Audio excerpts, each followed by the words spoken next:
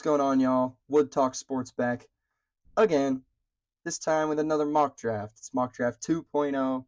Senior Bowl just ended recently, and so thought it'd be great to come back in and do another mock draft for the Super Bowl starts this Sunday. Chiefs Niners.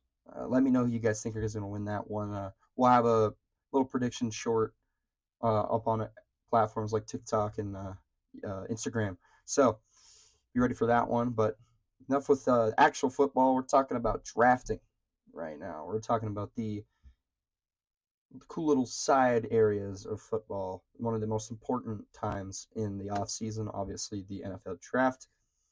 So why don't we just kick it off already? I haven't had much of a change of heart when it comes to the first overall pick with the Bears. Still think Fields isn't worth the 25-30 when you have a guy like Caleb Williams, who's viewed as a better player than Justin Fields. So we're going to draft Caleb Williams, number 1 overall, to the Chicago Bears.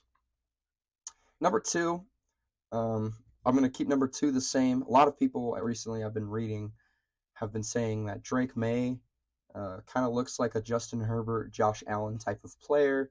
Obviously, he's not as big as him. I mean, he's still pretty big, but not that big like a 6'6" Herbert or a 240 Josh Allen. He's got the build for a pro quarterback.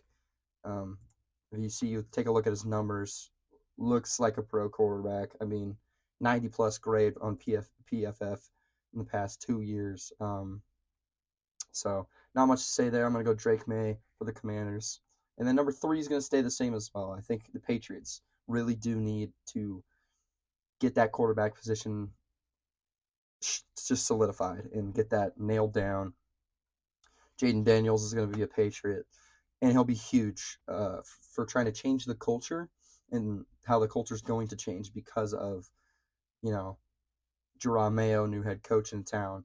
They're going to need that bit of a change in scenery, especially with the archetype of quarterback for the Patriots. I think Jaden Daniels will do that phenomenally.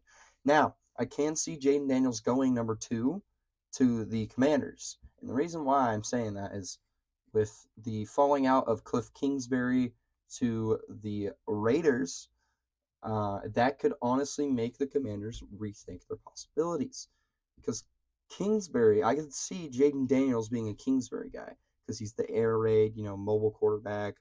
Look at the guys he coached in college, like he coached Mahomes. So I think he could fit very well with a Cliff Kingsbury offense. But I just think Drake May is going to be the Washington QB of the future. We'll have to wait and see if anything comes out about what they think. So Jaden Daniels will stay at 3 for now. And then at 4, going on, this one can go between these two. A lot of NFL execs are actually coming out and saying Neighbors is not being viewed as the total number 2. Marvin Harrison is not being looked at as this absolute stud who's going to get drafted over Neighbors any day of the week. But with that being said, it's Marvin Harrison Jr. I still think he's the best prospect in this draft, second-ranked prospect overall on this big board. So Marvin Harrison Jr. is going to the Cardinals. Kyler's got himself a huge weapon alongside Rondale Moore and Hollywood Brown. That'll be huge for that Cardinals offense with Jonathan Gannon, former DC. He'll get that defense situated. I'm excited to honestly see how this Cardinal team does because I don't think they're as bad as they've been playing. Obviously, they didn't have Kyler all year last year. Now, 5, we got Harbaugh's Chargers, Herbert-led Chargers as well. Little HH connection. Now, last mock draft, I mocked them to get Malik Neighbors, which makes a lot of sense because he's, as I said, people are viewing him as a 1B prospect, not a 2, but a 1B prospect. And that's where I kind of look at him right now, and I go,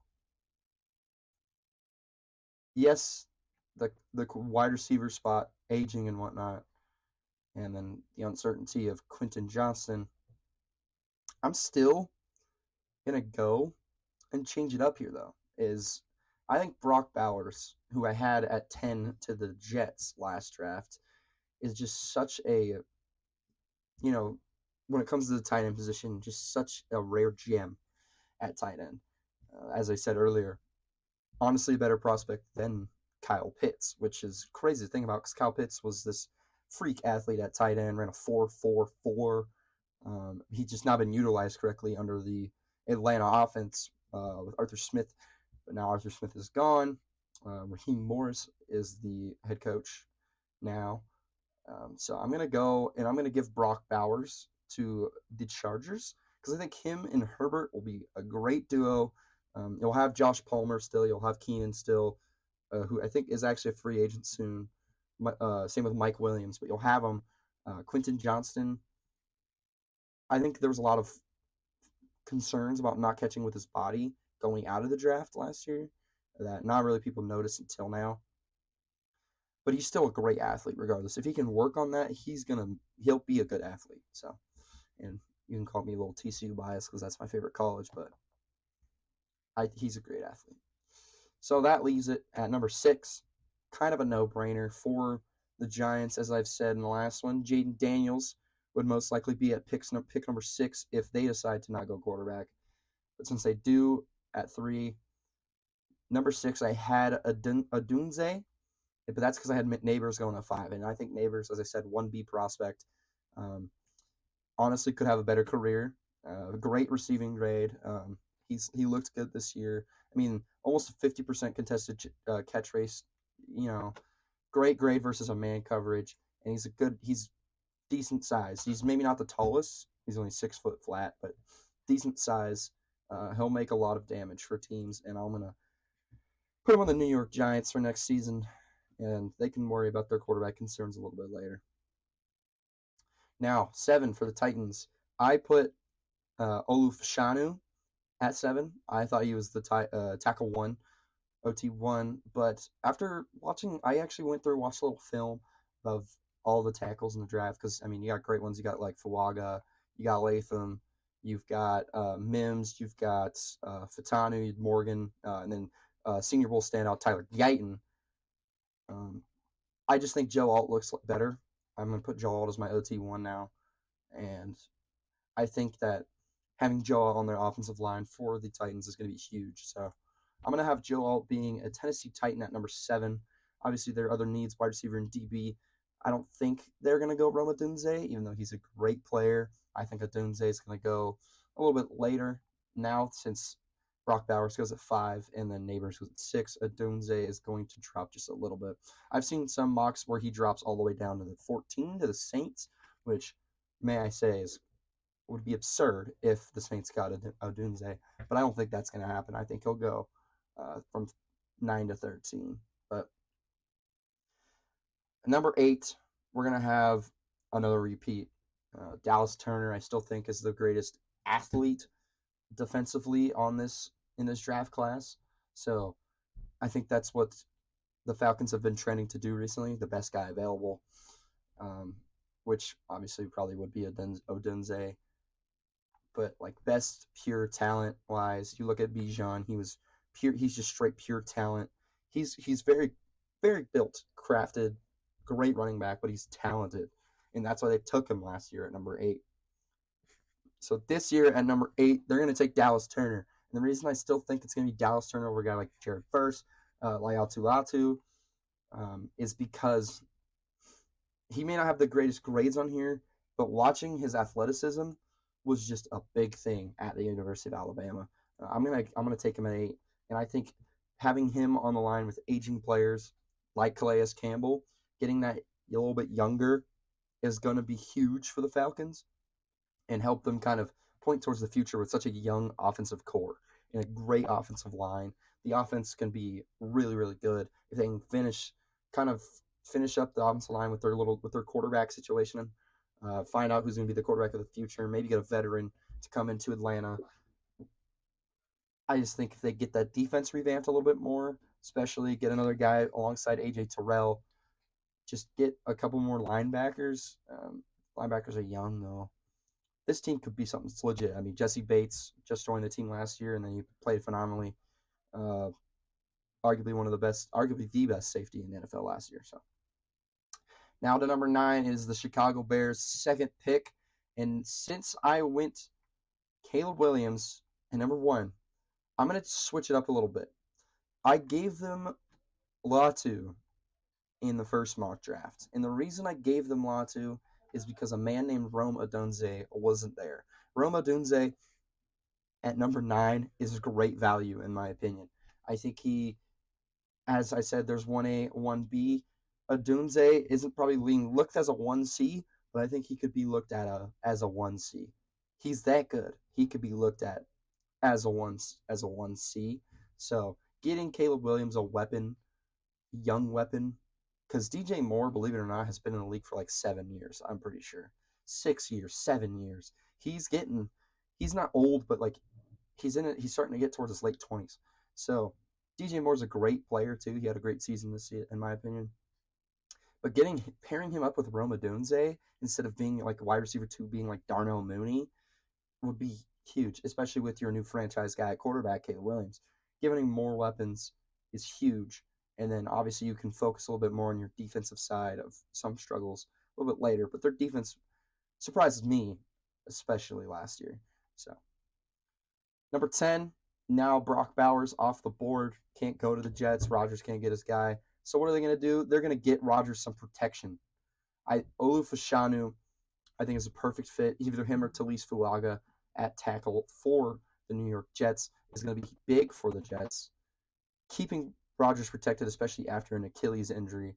And yes, they do need wide receivers because they got Garrett Wilson, and that's about it.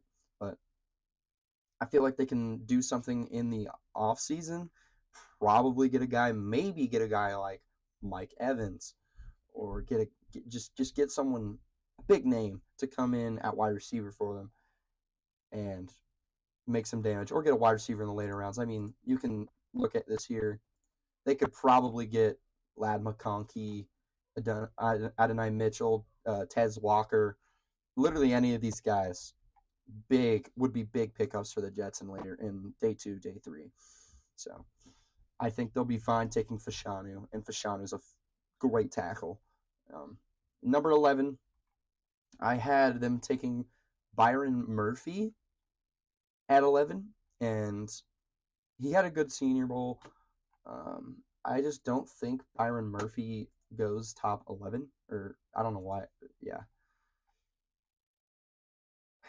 I've been struggling with this pick a lot because I like Jared Verse. I just think Latu, even with injury problems, he's played 12 games, and he just looks so pro ready, in my opinion. He just looks extremely pro ready, and especially with Danielle Hunter being a free agent this season, you can't pass up on that opportunity. I mean, I had him at 9 to the Bears last mock draft. He is going to be good. So, number 12, number 13, they kind of go hand in hand just like last time. I do still believe it's going to be Nate Wiggins and Terrion Arnold, the 2 corners from Clemson and Bama. I had Wiggins first, Terrion Arnold second in my last mock draft to these 2 teams. Now, as much as I hate it, I've looked into it, and the NFL teams are loving J.J. McCarthy a lot more than the media and the fans do. Am I ready to admit that McCarthy could probably go 12? No, not at all. If there was a quarterback here out of those 3 to still go, it would be Bo Nix to me. Even though he's older, I think Nix is probably going to be that first-round quarterback still. But I don't think they're going to do that. I think Nate Wiggins is going to be their guy. And the reason I think Nate Wiggins is going to be their guy is only 18 receptions given up. You put another shutdown corner alongside another shutdown corner, and that's basically helping your pass defense substantially. I mean, you already got Justin Simmons as a safety. Their defensive line could get some work, but I don't think it's worth going and getting a Jared Verse when you have a guy like Nate Wiggins. And I've been seeing Nate Wiggins fall down in the draft board a lot, and I don't know why, because I think he's a great player. I think he's a phenomenal athlete. So with that, Nate Wiggins still goes number 12, and then Terrion Arnold is going to go 13. And Terrion Arnold, let me tell you something about him. I was looking into his stuff. He had 5 interceptions last year, 12 passes defended. you look at the difference between these two, I think Wiggins works better with the Broncos because he's the shutdown type, and Arnold is going to work great under Antonio Pierce because he's a playmaking corner.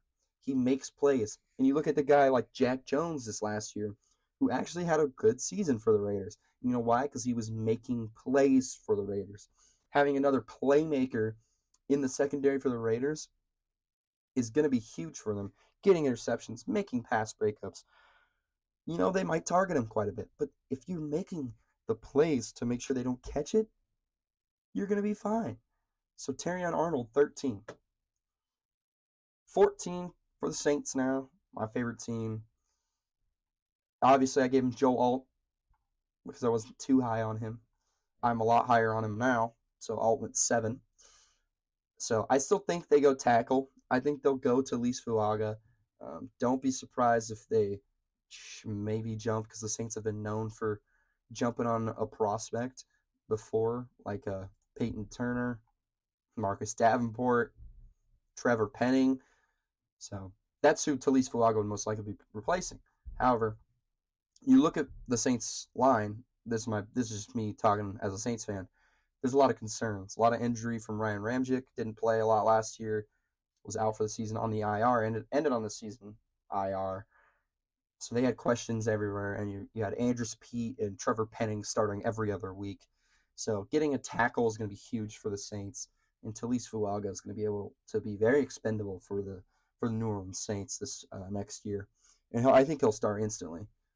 So Oregon State, Talise Fuaga, welcome to New Orleans. You're going 14. Pick number 15 to the Colts. Now, I've been thinking a little bit about this one. Looking verse. I'm also looking to Byron Murphy. I'm also looking Jazon Newton. I still think Murphy is better than Newton. Now, the reason why I'm starting to lean Jared Verse recently is I think putting him on the edge on that with DeForest Buckner on the D-line, and it's just having an edge presence for them would be huge. But I just think that solidifying the D-line, having Murphy and Buckner together, would be deadly. So I'm going to go Byron Murphy. He's looks like an absolute stud. He's one of my favorite D-line prospects in a couple of years, but he drops from 11 to 15, but he's still going first half of the first round. So Byron Murphy, 15th. And then I'm going to stick with what I did last time. Jared Verse is going to go to Seattle at 16. As I said, Jared Verse, he's just a great athlete. He's an absolute freak of nature at edge. All the Florida State games that I watched this last season, I always heard Jared Verse. And I bet you, is he a senior or junior? He's a redshirt junior. He could have joined the draft last year. He would have been a first-round pick last year. That's how good of a player Jared Verse is. So, Jared Verse to the Seahawks once more. And then here at 17, last time I gave them Kool-Aid McKinstry. But a big standout from the Senior Bowl was Quinyon Mitchell. He may have been from a group of 5 school, but you can't discredit the things that he's doing. Yes, he hasn't faced Power 5 competition, really. And, yeah, he wasn't facing guys like Brian Thomas Jr., Malik Neighbors, Rome Odunze, Marvin Harrison Jr. But he just proved at the Senior Bowl that he can cover. He can cover, regardless of who you are. He can cover. So he's been rising in a lot of boards. He's been rising in my board as well. And I think the Jaguars need that DB spot. I could go Cooper DeJean. DeJean's really good. But Quinyon Mitchell, I just think works better as a sole corner, especially because that's what I think the Jags will need more, is just a guy who solely plays corner. Because the team I could put Cooper DeJean on is going to be a little team that needs him to be expendable. Now for the Bengals, I've considered having Tyler Guyton just skyrocket up my board because he had a great Senior Bowl. But J.C. Latham is an absolute freak. I mean, look at him. He's listed at 335. I'm pretty sure he's at least 350. And he moves very well for a big guy. J.C. Latham's going to go to the Bengals. I mean, just protecting Joe Burrow is exactly what you need. Yes, you may need a wide receiver, so you could see them go Brian Thomas Jr., but that's how depending on how free agency goes. If they lose T. Higgins, they lose Tyler Boyd. But I think those two players, at least one of them is going to come back. And that'll be a little bit better for them. I just think primarily protect Joe Burrow. He's had 2 season-ending injuries in 4 years. Protect that man. He needs to stay healthy. And when you see he stays healthy, they play well. They've made 2 AFC championships with him. So, it speaks for itself. So, yeah. 19 to the Rams. I'm going to stick with Cooper DeJean. The Rams DB situation is kind of interesting. They've got Kobe Durant, Ahkello Witherspoon. That's the only 2 I can really think of right now. But DeJean can go out there and be expendable. He can play any position.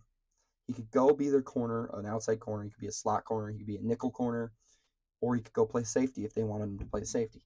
So Cooper DeJean being at 19 is great value. Another team I've been thinking about is the Colts, because the Colts need a lot of every position. They've got Kenny Moore from in the slot. That's about it. So he could go 15. I just think, as I said earlier, defensive line is bigger for the Colts. So Cooper DeJean's still going to go 19 to the Rams. He's going to be a stud. I just think he'll be a stud. Now, at number 20, here's my biggest thing I've been debating is what the Steelers are going to do. Because you look at what everybody thinks they're going to do. They're going to draft Jackson Powers Johnson, Kool-Aid McKinstry, and Marius Mims. Now, I gave him Bo Nix last time. Now, as I said, if there's any quarterback that's going to go in the first round, that's going to be the 4th QB, I believe it's going to be Bo Nix. But I don't think Bo Nix will be a first-round pick. I don't. And I hate to go with the commons and just say, oh, this is a generic pick, Jackson Powers Johnson.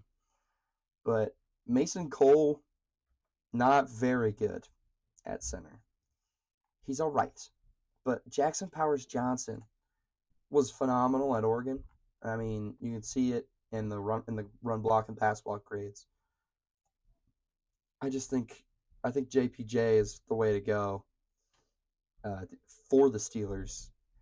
I mean, interior offensive line. They need the interior offensive line to improve. Yes, quarterback's still a problem, but as I said, we could see that's wide receiver. We could see Penix, McCarthy. We could see McCarthy drop to the second round, late second round to the Steelers. We've got Bo Nix who could drop second round maybe to the Steelers. Michael Penix to the Steelers.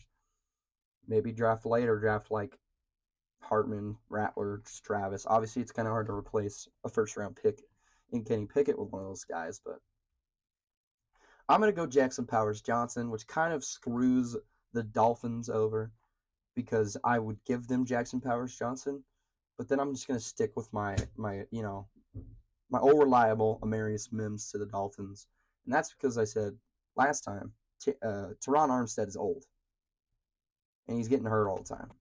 They need some line. That's a good replacement for when he's gone. Obviously, the story of Amarius Mims being a teammate again with Broderick Jones would be huge. I just think Jackson Powers Johnson fits better for the Steelers, even though Jackson Powers Johnson would probably fit better for the Dolphins because they might lose their starting center in free agency. Next up, we've got the Eagles. Wild card loss, as we all know. I had him going Quinyon Mitchell last time. This time, I think it's a little flip. We're going to go Kool-Aid McKinstry. He's been kind of trickling down boards, but I don't think that's a discredit to him. I think it's more of credit to the other corners taken off the board. Have just been better. So CB5 going off the board, Kool-Aid McKinstry. He's going to go to the Eagles, and they need it because they've got they're 2 big corners in Slay and Bradbury, both over the age of 30. And then Kool-Aid McKinstry will make it so you don't have to play a guy like Eli Ricks or Keely Ringo, who I kind of liked. I had him as a first-round talent for the first half of my mock drafts. and I took him off because I was like, nah. But we haven't really seen much from him in the NFL, and obviously a first-round talent player is going to be more, more hyped up and more hopeful for consistency, and that's what I see in Khalid McKinstry. At 23, for the Texans, last time I gave him Jazon Newton. Now I don't think I'm going to give him Newton this time, because I think Newton's going to drop down the board, and the reason why is because there's a lot of teams that need D-line, but they need something more, and that's kind of like with the Texans. You could say also with the Cowboys. They're going to be losing 3 of the players on their total defensive line. That's D ends and D linemen. Obviously, they just drafted Mozzie Smith last year, and then they have I can't say his last name, Osa something. Haven't really looked into how to pronounce his last name yet, but anyways, that's why I don't think the Cowboys will go with Newton. I don't think the Texans will go with Newton because if they're going to focus on anything, they're going to get a wide receiver, or I've been hearing their camp is looking at Edgerrin Cooper. Now, do I think they go Edgerrin Cooper in the first round, jump up there? If they keep thinking that he's that good, yes, they might go Edgerrin Cooper. But I'm still going to stick with Brian Thomas Jr. Putting him on a wide receiver core with a Nico Collins and Tank Dell, having Brian Thomas Jr. on that as well is just dangerous for a guy like CJ Stroud, who just had a phenomenal rookie season. Great rookie season. Nico Collins, breakout season. Tank Dell, good rookie season before he got hurt. Brian Thomas Jr. will be just kind of another piece to that offense that's just was very good this last year.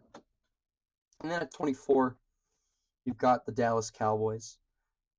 And corner might be at the bottom of this needs list. I think they're just in order of depth chart. That's their biggest need. I mean, they have three corners going to be for upcoming free agents. Gilmore being one of them, but he's aging, And if Gilmore leaves, having Bland, having Diggs, and then Ennis Rakestraw Jr. is who I'm going to go with. I could go Kamari Lassiter. Don't think he'll jump up in the board that much. And he'll be the 6th guy off the board. None of these guys really look like guys that I would just jump up the board that much. So I'm going to go Rakestraw Jr. again to the Cowboys. I know. I'm basic. Picked Cowboys to get the same guy. But another guy that I've been looking at and saying they might do is they might jump for an interior lineman, though.